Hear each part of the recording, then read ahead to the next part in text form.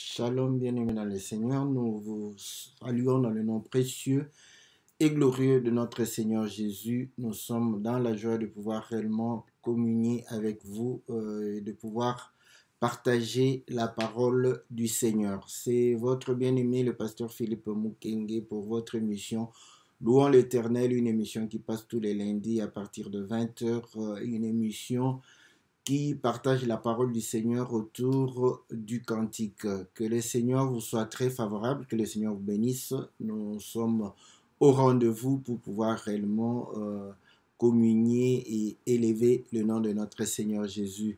Que l'Éternel, notre Dieu, vous soit très favorable. Attendez, je vais pouvoir réellement, voilà, donc voilà, je ne sais pas pourquoi ça a été, voilà.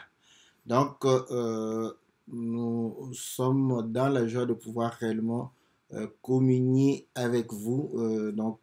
Bien aimé dans le Seigneur, que Dieu vous bénisse, que Dieu vous soit très favorable parce que nous sommes là et nous sommes en train de pouvoir réellement partager ce moment. Comme vous le savez, chaque lundi, nous partageons la parole du Seigneur sur base des cantiques. Chaque lundi, nous sommes là pour pouvoir réellement être édifiés par les chantres et pouvoir partager, n'est-ce pas, la parole du Seigneur et pouvoir aussi comprendre les cantiques et savoir ce que nous sommes en train de pouvoir louer, car la louange de celui qui est circoncis vient de Dieu et non des hommes. Voilà, bien-aimés dans le Seigneur, nous sommes dans la joie de pouvoir réellement nous retrouver et nous croyons que le Seigneur nous sera très favorable. Voilà pourquoi nous prions tous les jours afin que le Seigneur vous soit favorable, que le Seigneur vous bénisse, que le Seigneur puisse réellement répondre à vos préoccupations, que le Seigneur puisse vous donner tout ce dont vous avez besoin, que le Seigneur puisse réellement vous assister en toutes choses.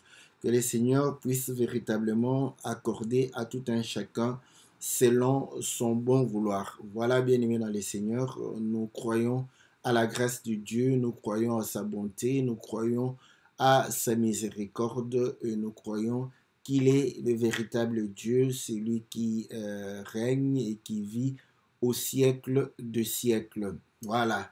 Bien-aimés dans le Seigneur, aujourd'hui, nous avons l'intitulé Un cantique nouveau. C'est par rapport au cantique de notre bien-aimé Didier Mavungu, le chantre de l'Éternel, qui chante un cantique nouveau. Donc, nous allons pouvoir réellement partager ce moment avec ce bien-aimé et pouvoir réellement nous exhorter les uns les autres.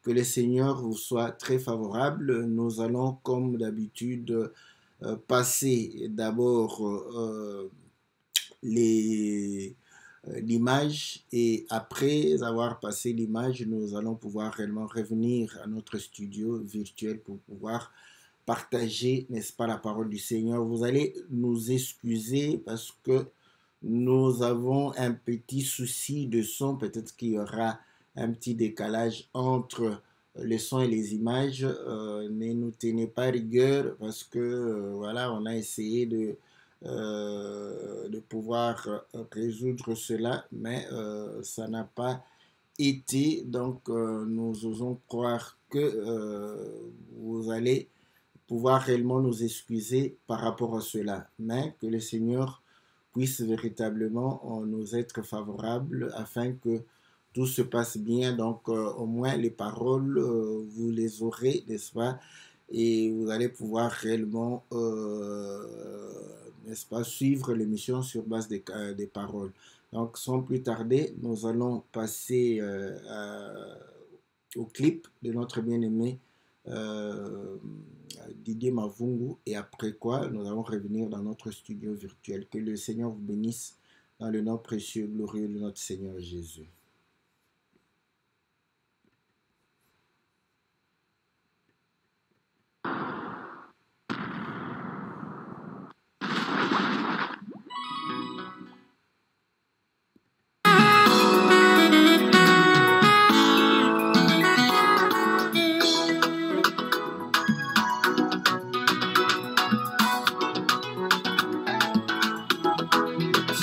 ina yemba goyembo ya sika tikanga ina yemba goyembo ya sika yemba makaso kimoto amoni bikamwa kutepa ina nzambe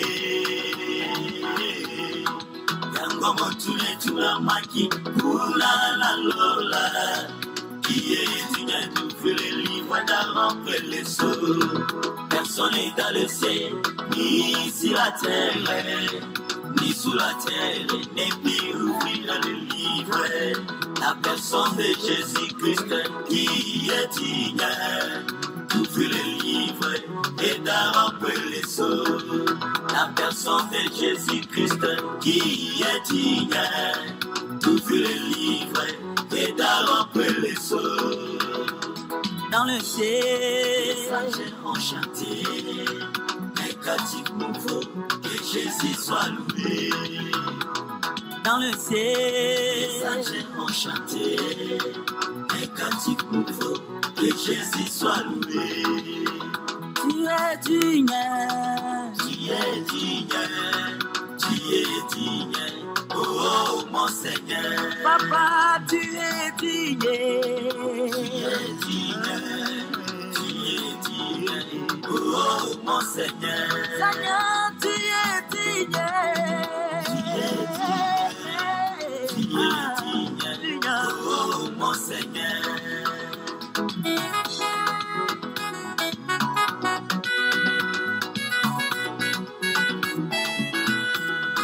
Yotindaki mosali na yo na Ezipito kote ya kangola liputa na yo nakobima na bango bayebaki te bakomi na nzela mai monene batalala nsima makalo na falo yawe tukosuka wapi otabolaki mai bakati singambui bayembaki loyimbo ya sika nakokabola mai bango bakati singambui bamoni loboko nguya bayembi loyimbo lolenge moko mpe na isalaela kolata bibi aza koluka mobali nalinde nakobundela Isaraela Davidi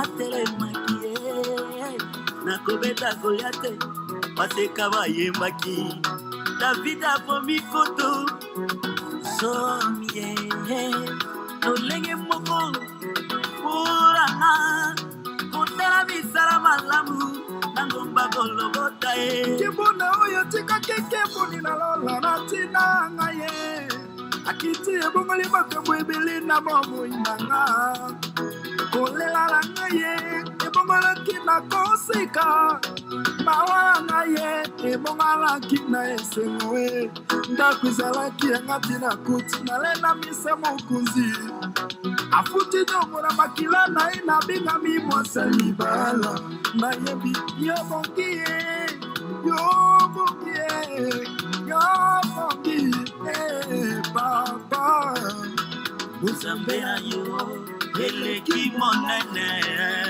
okufela biso ekulusu osuwa kombo koleka bakombo nyonso mabolongo nyonso efukamela yo. Nous sommes reconnaissants de tout ce que tu fais. Tu es digne, oh mon Seigneur.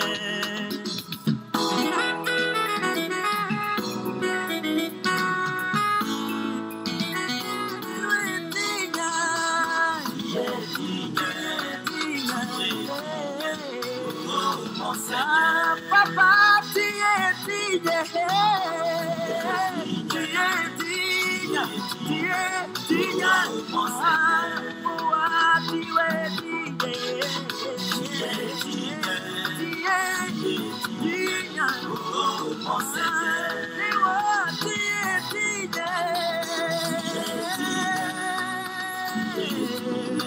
oh mon Seigneur.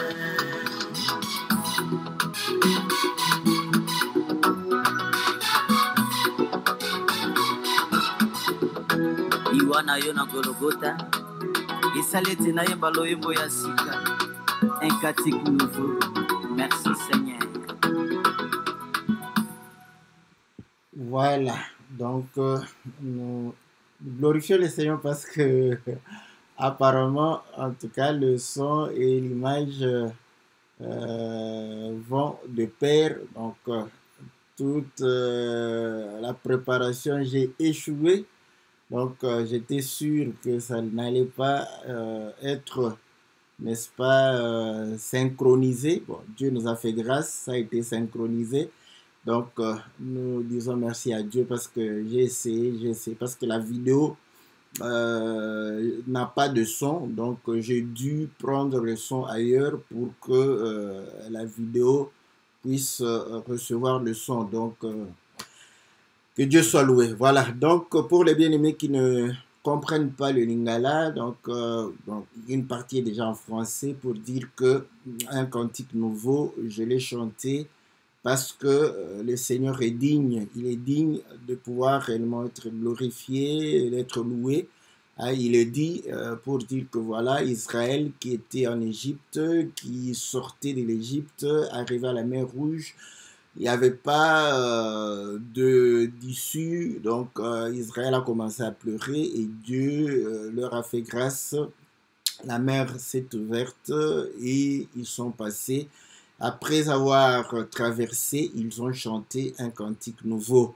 Et il va pouvoir réellement parler aussi de David pour dire que Goliath est en train de menacer le peuple. Et David est venu, lorsque David a terrassé Goliath, il a eu droit à pouvoir être loué. Bon, là, il faut comprendre qu'il y a eu raccourci. Donc, parce que si vous lisez la Bible, vous ne verrez pas le cantique. Maintenant, il prend, parce que non seulement David a terrassé Goliath, mais il a commencé à être chef de guerre. Et lorsqu'il revenait de la guerre, c'est là où on va chanter que David a tué ses 10 000 et Saoul ses 1000. Donc, il les a liés pour montrer que s'il n'avait pas terrassé Goliath, il n'aurait pas eu droit à ses éloges. Donc voilà, c'est le raccourci qu'on fait. Donc il attribue ses cantiques pour l'œuvre qu'il a fait sur Goliath. Voilà, donc à ce moment-là, il va aussi, voilà, il a commencé par se référer à l'écriture d'Apocalypse où il a été dit qui est digne de pouvoir ouvrir le livre. Il n'y avait personne au ciel, sur la terre, sous la terre, dans les eaux. Et le Seigneur, l'agneau de Dieu, a été réellement manifesté. Lui, il a été digne de pouvoir ouvrir le livre et d'en rompre le sceau. Donc, pour montrer que nous chantons après avoir été réellement bénéficiaires de l'œuvre du salut. Donc voilà, bien-aimé dans le Seigneur, c'est ce que le bien-aimé Didier Mavungu, chantre de l'Éternel. Il est du, bon, je ne sais pas précisément, mais tout ce que je sais qu'il est à l'est du pays. Donc nous le bénissons et pour le cantique qu'il a chanté, qui nous édifie, que le Seigneur lui soit très favorable, que le Seigneur le bénisse.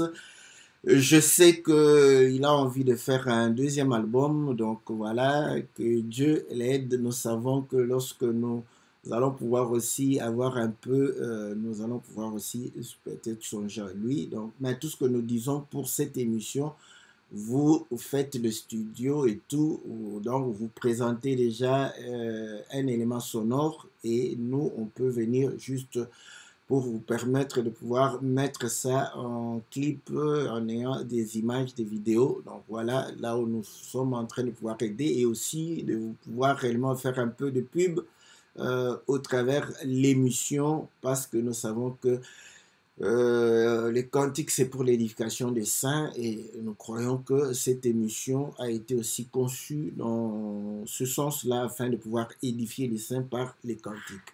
Voilà, bien-aimés dans les Seigneurs, nous allons lire les écritures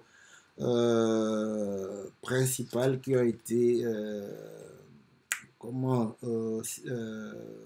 qui ont inspiré le bien-aimé à pouvoir chanter. Donc nous sommes dans le livre d'Apocalypse, donc au chapitre 5, il est dit au verset 1, « Puis je vis dans la main droite de celui qui était assis sur le trône un livre écrit en dedans et en dehors, scellé de 7 sceaux. Et je vis un ange puissant qui criait d'une voix forte, qui est digne d'ouvrir le livre et d'en rompre les sceaux. Et personne dans le ciel, ni sur la terre, ni sous la terre, ne put ouvrir le livre, ni le regarder. Et je pleurais beaucoup de ce que personne ne fut trouvé digne d'ouvrir le livre, ni de le regarder. Et l'un des vieillards me dit, ne pleure point, voici le lion de la tribu de Juda, le rejeton de David a vaincu pour ouvrir le livre et ses 7 sceaux. Et je vis au milieu du trône et de 4 êtres vivants, et au milieu de vieillards, un agneau qui était là comme immolé. Il avait 7 cornes et 7 yeux qui sont les 7 esprits de Dieu envoyés par toute la terre. Il vint et il prit le livre de la main droite de celui qui était assis sur le trône. Quand il eut pris le livre, les 4 êtres vivants et les 24 vieillards se prosternèrent devant l'agneau, tenant chacun une harpe et des coupes d'or remplies de parfums qui sont les prières des saints. Et ils chantaient un cantique nouveau en disant, « Tu es digne de prendre le livre et d'en ouvrir les sceaux, car tu as été immolé et tu as racheté pour Dieu par ton sang des hommes de toute tribu, de toute langue, de tout peuple et de toute nation. Tu as fait d'eux un royaume et des sacrificateurs pour notre Dieu. Ils régneront sur la terre. » Voilà, bien aimé dans le Seigneur, l'essentiel, n'est-ce pas, de ce qu'il a. Maintenant, il a donné un autre témoignage pour montrer que le peuple est en Égypte. En passant la mer Rouge, ils vont chanter un cantique pour le Seigneur. Donc, ceci pour montrer que le Seigneur, on le loue parce qu'il nous a donné le salut. Voilà pourquoi je crois qu'on en a déjà parlé et vous allez comprendre que Israël était à Babylone. On lui a demandé de pouvoir chanter les cantiques, n'est-ce pas, des Sion. Ils ont dit, nous ne chanterons pas les cantiques des Sion dans une terre étrangère. Donc, nous comprenons que c'est Psaume 137. Donc, pour dire que quand ils sont étrangers, ils sont dans une terre étrangère, ils sont dans la servitude, ils étaient conscients qu'ils ne pouvaient pas chanter pour le Seigneur, ils ne pouvaient pas chanter à la louange de leur Dieu. Donc, nous comprenons que cela est significatif. Dans le livre de Jean, chapitre 8, le Seigneur dit, si vous demeurez dans ma parole, vous connaîtrez la vérité et la vérité vous affranchira. Et lorsque les Juifs vont pouvoir réellement lui dire que comment tu dis que nous serons affranchis et pourtant nous n'avons point été esclaves de quelqu'un, le Seigneur va pouvoir orienter sa pensée pour dire que je ne suis pas en train de parler de ce qui est naturel. Donc, c'est là où nous répétons, et nous le répétons très souvent, la parole de Dieu ne s'interprète pas par la compréhension naturelle des choses. La compréhension naturelle des choses peuvent te permettre de comprendre humainement ce que le Seigneur dit. Parce que lorsqu'il dit, vous connaîtrez la vérité vous affranchira, ils ont compris que donc, ils sont esclaves et ils doivent être affranchis. Et là, ils savent, maintenant vous allez comprendre, mais ils vont se dire, mais on est esclave de qui? On est libre, on fait ce qu'on veut. Voilà, c'est comme ça aussi. Vous allez comprendre que, en réalité, quand quelqu'un croit être libre, c'est là où il est esclave. C'est lorsque quelqu'un ne croit plus qu'il est libre, c'est là où il est libre. C'est ça la Bible. Voilà pourquoi Paul est en train de démontrer que quand j'étais en train de mener ma vie comme je le voulais, j'étais esclave du monde. Donc, vous voyez, donc quand tu te sens libre de faire ce que tu veux, de pouvoir t'habiller comme tu veux, de pouvoir parler comme tu veux, de pouvoir agir comme tu veux, tu es esclave. Nous ne sommes pas libres de dire ce qu'on veut, de nous habiller comme on veut, de pouvoir agir comme on veut. Pourquoi? Parce que nous sommes maintenant régis par la parole. Or, Paul dit que maintenant que je suis esclave du Seigneur, c'est alors que je suis libre. Voilà. Donc, vous allez comprendre que dans l'impression qu'on a, on a l'impression d'être libre quand on est esclave, on a l'impression d'être orienté, guidé quand on est libre par rapport à Dieu. Donc, c'est vraiment ça. C'est ça le langage de Dieu. Voilà pourquoi il ne faut pas se cantonner dans la compréhension naturelle des choses.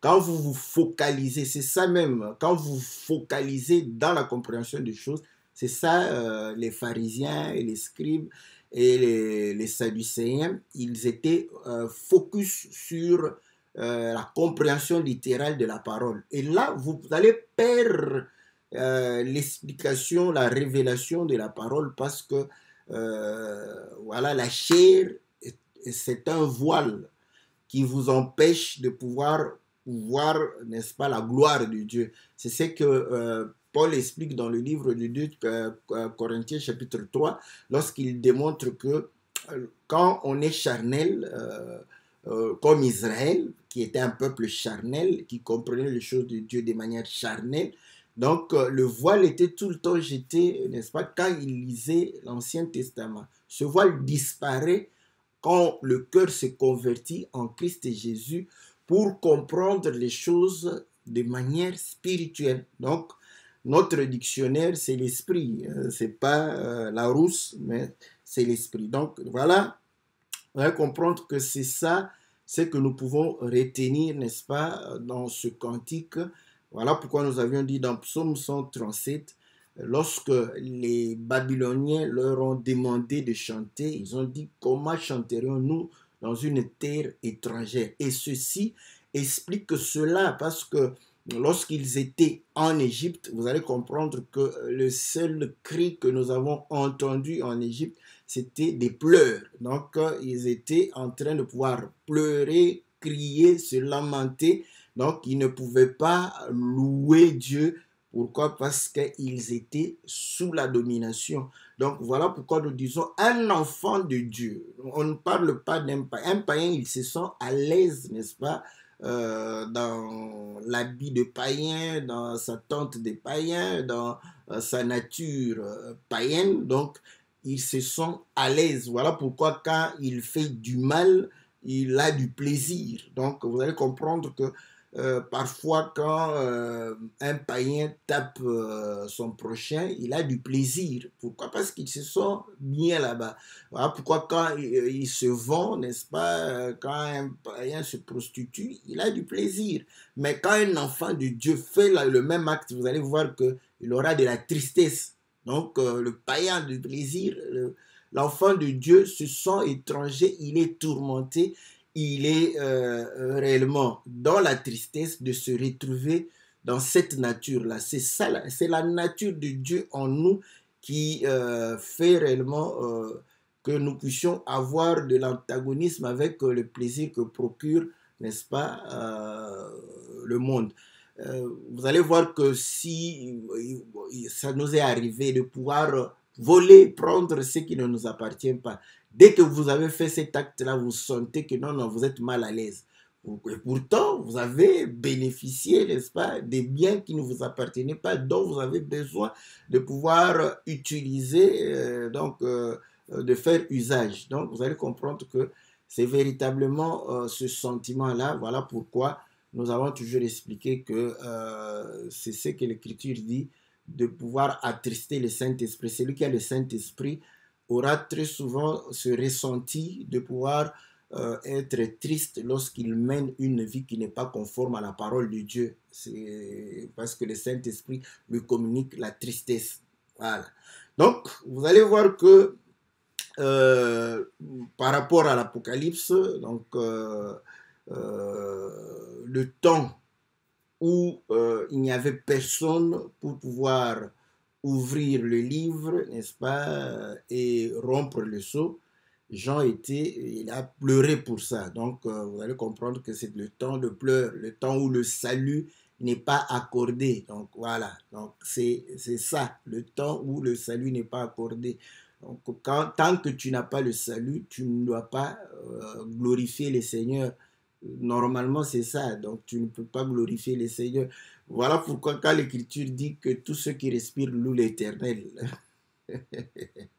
Mais Psaume 137 vient pour dire que non, non, non, non, non, nous ne pouvons pas louer l'Éternel à Babylone, nous ne pouvons pas louer l'Éternel en Égypte, nous ne pouvons pas louer l'Éternel quand nous sommes dominés. Nous allons louer l'Éternel lorsque nous serons libres, lorsque nous serons dans la terre promise, lorsque nous serons, n'est-ce pas, dans notre héritage, lorsque nous serons libérés, n'est-ce pas, de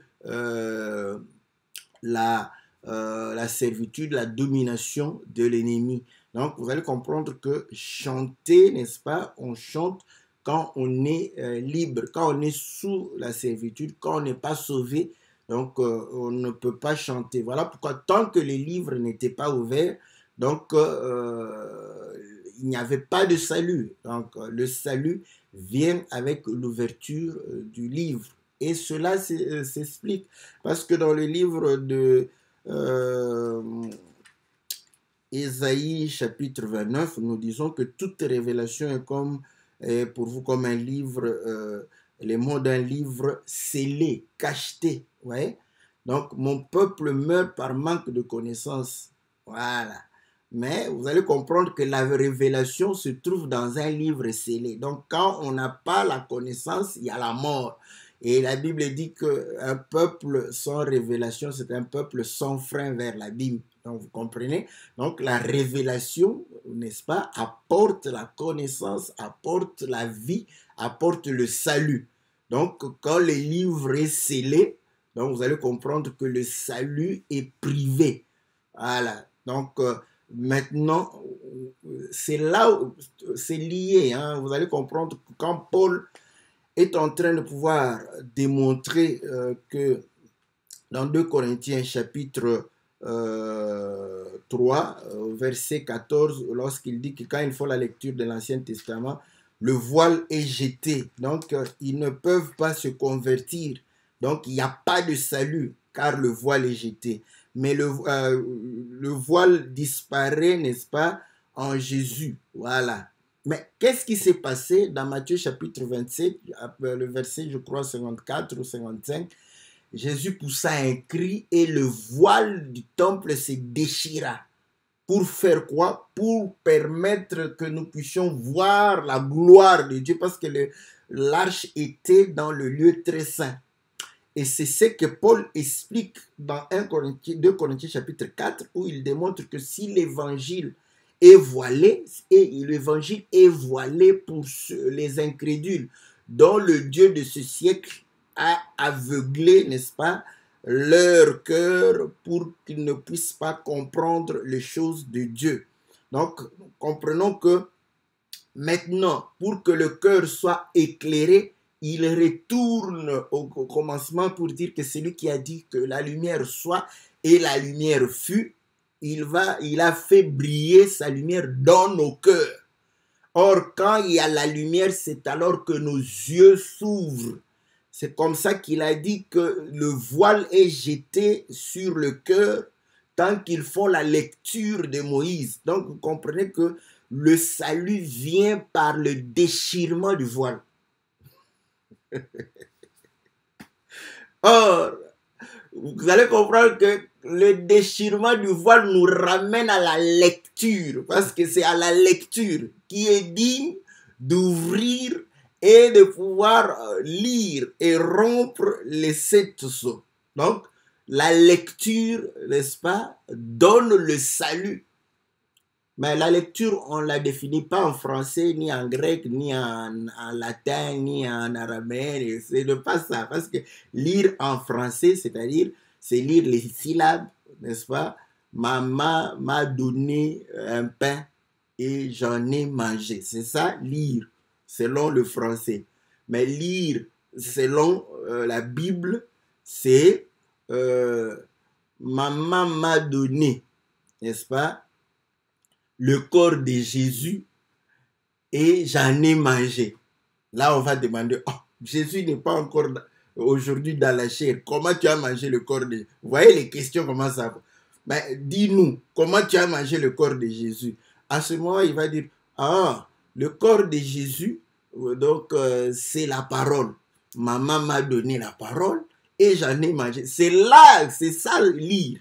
Ce n'est pas répéter les mots, répéter les syllabes, mais c'est comprendre. Voilà pourquoi lorsque les gens ne comprenaient pas, ils disaient que nous ne savons pas les rentrer dans Ésaïe 29, à partir du verset 10, on dit, voilà, c'est au verset 11. Quand on donne à quelqu'un qui sait lire, il dit, je ne peux pas lire parce que c'est cacheté, c'est scellé. Vous voyez? Donc, un intellectuel ne peut pas lire un livre scellé. Bon, nous nous excusons auprès d'intellectuels, nous nous excusons auprès d'eux. Donc, auprès de ceux qui maîtrisent la langue. Vous pouvez faire la linguistique, mais quand vous venez ici, vous allez échouer lamentablement parce que c'est codé. Vous voyez? C'est scellé, c'est codé, c'est cacheté. Il y a des images. Voilà. Donc, on ne le lit pas comme ça. Voilà pourquoi vous allez comprendre que c'est par les Écritures que nous lisons la Bible. C'est par les Écritures. Pas par l'intelligence humaine. C'est par d'autres Écritures. Donc, là, nous comprenons que tant qu'on ne sait pas faire la lecture, donc, il n'y a pas, n'est-ce pas, de salut. Voilà pourquoi, vous allez comprendre que les synagogues, on lisait tous les sabbats. C'est pas moi, c'est Jacques qui le dit lorsque, dans Actes chapitre 15, il vient pour dire que non, on a des frères qui lisent tous les jours, tous les sabbats Moïse. Donc, ouais. Donc, on lisait la loi, on lisait le rouleau tous les jours du sabbat.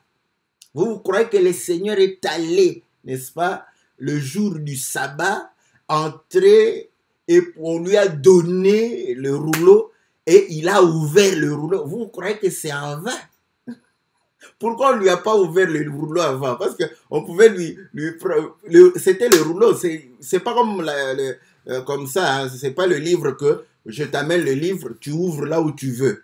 Non, le rouleau, c'est un papier, n'est-ce pas, qu'on a roulé. Donc, si on ouvre, je peux te l'ouvrir déjà pour que tu lises, parce que tu ne liras pas autre chose quand je viens avec ce rouleau-là.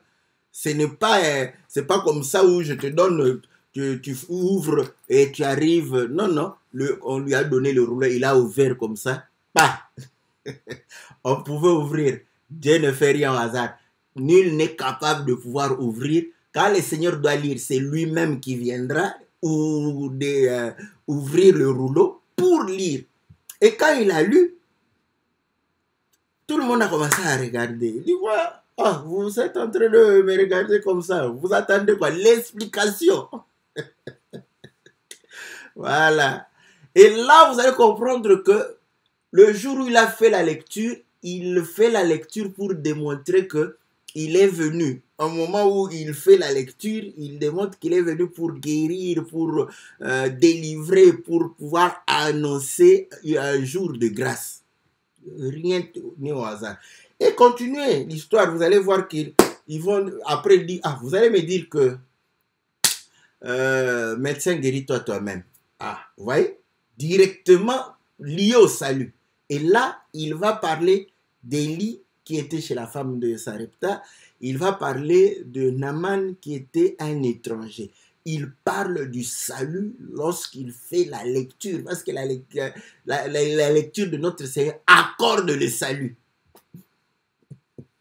Voilà. Donc, vous allez comprendre que tout ce temps avant, c'était le temps où personne ne pouvait lire parce que personne ne pouvait apporter l'explication, personne ne pouvait donner, n'est-ce pas, le sens de ces choses. Mais lui, quand il est venu, il a commencé à pouvoir lire. Et à la croix, c'est là où il va déchirer le voile pour que lorsque nous faisons la lecture, le salut est dans la lecture. Lorsque nous faisons la lecture, que nous puissions lire. Parce que si le voile n'était pas déchiré, on pouvait lire comme les Grecs, comme les mages, comme les pharisiens, les scribes. On n'allait rien comprendre. Mais le français, on allait le comprendre, voilà, naturellement les choses de Dieu. Donc, voilà pourquoi il prend l'exemple encore de l'Égypte. Vous allez voir que dès qu'ils ont traversé, ils ont chanté. Donc, chanter un cantique nouveau, ça s'explique de manière aussi naturelle, hein? Mais cela ne veut pas, ne veut pas dire que c'est cette intelligence qui explique les choses. Non, écoutez, c'est normal que quand quelqu'un est en difficulté, vous allez voir que c'est dire, c'est toujours des lamentations, ah, voilà, ça ne va pas, tout ça. Vous voyez? Donc, quand il a des solutions, vous voyez, ça va bien, en tout cas, oh, voilà, j'ai la paix, j'ai la joie. Donc, le discours change. Voilà. Donc, vous comprenez que un cantique nouveau, c'est aussi par rapport à cela. Parce que quand nous étions, n'est-ce pas, dans la servitude, voilà pourquoi un païen, lorsqu'il chante même pour la gloire du Seigneur, lui-même sait, il chante des lèvres. Jésus, tu m'as libéré de l'impudicité, mais il sait qu'il commet l'impudicité. Donc ça, pour lui, c'est... Ouais. Mais le jour où le Seigneur va le délivrer de l'impudicité, ce sont les mêmes mots, mais c'est un cantique nouveau. Parce que là, il le chante vraiment. C'est-à-dire qu'il témoigne, le cantique est le témoignage de sa vie. Mais de l'autre côté, le cantique peut être peut-être un souhait, n'est-ce pas? Le cantique peut être un songe, un rêve, voilà. Donc quand on est païen, au fait, on rêve. Mais quand on est chrétien, c'est là où on chante, voilà. Donc, nous comprenons pourquoi il parle d'un cantique nouveau. Écoutez encore, je prends encore une autre écriture, n'est-ce pas, dans Apocalypse chapitre 14, je crois, Apocalypse chapitre 14. Voilà, la Bible dit ceci. J'ai regardé au verset 1, voici l'agneau se tenait sur la montagne de Sion, et avec lui 144 000 personnes qui avaient son nom et le nom de son Père écrit sur leur front. Et j'entendis du ciel une voix comme un bruit de grosses eaux, comme le bruit d'un grand tonnerre, et la voix que j'entendis était comme celle des joueurs de harpe jouant de leur harpe. Et ils chantaient un cantique nouveau devant le trône et devant les 4 êtres vivants, les vieillards, et personne ne pouvait apprendre le cantique, si ce n'est les 144 000 qui avaient été rachetés de la terre. Oh, c'est bon. Ouais. Donc, c'est écrit que c'était un cantique nouveau. Mais qui chantait ça? Seulement les 144 000. Pourquoi? Parce qu'ils ont été rachetés. Voilà. Donc, vous allez comprendre que... Mais et les autres? Ils ne peuvent pas chanter. Ils ne peuvent pas chanter. Ils vont chanter comment? Ils savent. Voilà pourquoi on dit que les autres ne le savent pas. N'est-ce pas? Ils ne connaissent pas le cantique. Connaître le cantique en français, c'est que tu entends Alléluia, Alléluia, Alléluia, Jésus. Toi aussi tu répètes Alléluia, Alléluia, Alléluia, Jésus. C'est pas ça connaître le cantique. Connaître le cantique, c'est vivre le salut qui t'a été accordé afin que ta vie puisse réellement rendre gloire à Jésus. Voilà pourquoi vous allez comprendre que chanter, ce n'est pas développer une mélodie avec sa voix, n'est-ce pas? Et de pouvoir réellement combiner les sons de manière agréable pour plaire à l'oreille. Ça, c'est à l'académie, comment? Là où on étudie la musique, l'académie de musique, c'est là-bas. C'est là-bas qu'on chante comme ça. Maintenant, vous allez comprendre que Romains chapitre 2 nous donne celui qui chante, parce que le véritable chante, c'est le juif, David. David, le véritable chante. Romains chapitre 2, la Bible dit ceci, au verset, je commence au verset 27. L'incirconcis de nature qui accomplit la loi ne te condamnera-t-il pas, toi qui la transgresses, tout en ayant la lettre de la loi et la circoncision? Le juif, ce n'est pas celui qui en a les dehors. Et la circoncision, ce n'est pas celle qui est visible dans la chair. Mais le juif, c'est celui qui l'est intérieurement. Et la circoncision, c'est celle du cœur, selon l'esprit et non selon la lettre. La louange de ce juif. Oh là là, vous voyez? Ici, ce ne sont pas des cantiques. Les cantiques en français ou en grec, parce que c'est maintenant on a des problèmes avec les grecs. Le cantique en grec, non, ce ne sont pas les cantiques en français ou en grec ou en latin ou en anglais. C'est pas ça. On dit que la louange de ce juif ne vient pas des hommes, mais des dieux. Voilà pourquoi quand Judas est né, sa maman a loué Dieu. Sa maman a loué Dieu et il dit que, voilà, quand il voit l'enfant, cet enfant est pour la gloire de Dieu. C'est ça, c'est ça. Maintenant, vous allez comprendre que quand vous vivez conformément à la parole de Dieu, vous êtes en train de louer Dieu, de le glorifier. Vous êtes en train de pouvoir réellement le sanctifier. Voilà. Parce que comment les gens sauront que Dieu est saint? C'est quand toi tu es saint. Voilà. Mais si personne n'était saint sur la terre, comment on va croire que Dieu est saint? Personne n'est saint comme Dieu. À ce moment-là, comment nous allons dire que Dieu est saint? Comment? Dieu est saint parce que nous les sanctifions. Voilà. Donc vous allez comprendre que ta vie doit sanctifier le Seigneur.